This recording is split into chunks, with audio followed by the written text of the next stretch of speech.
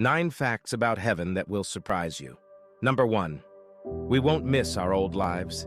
The upgrade from earth to heaven will be vastly superior to that from economy to first class. If we would miss something from our old lives, it would be available to us in heaven. Why?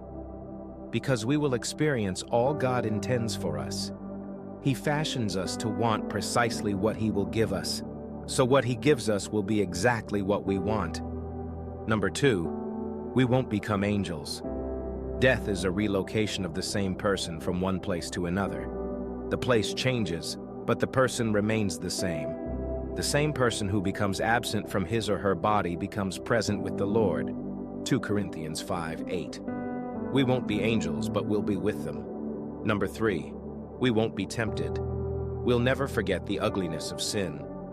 Having known death and life, we who experience life will never want to go back to death. We'll never be deceived into thinking God is withholding something good from us, or that sin is in our best interests.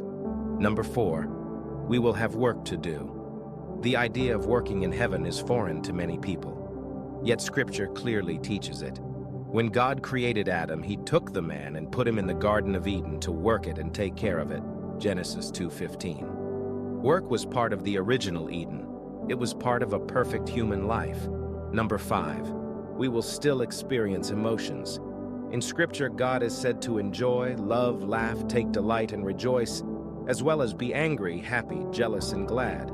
To be like God means to have and express emotions. Hence, we should expect that in heaven emotions will exist for God's glory and our good.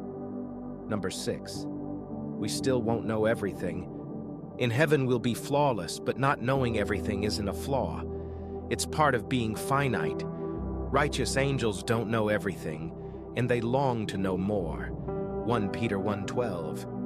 They're flawless, but finite. We should expect to long for greater knowledge, as angels do, and we'll spend eternity gaining the greater knowledge we'll seek.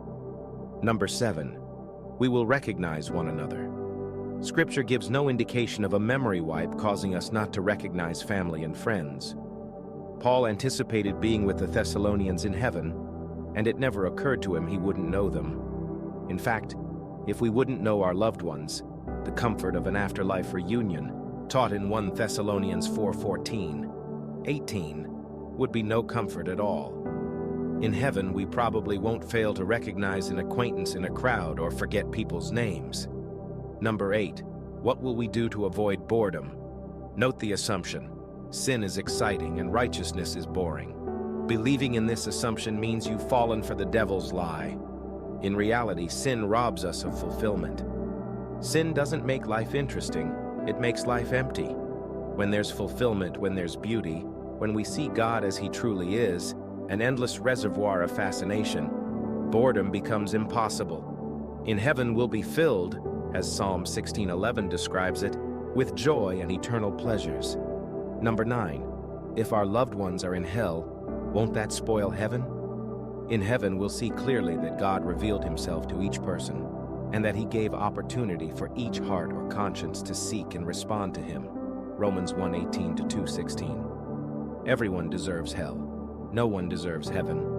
Jesus went to the cross to offer salvation to all. 1 John 2:2.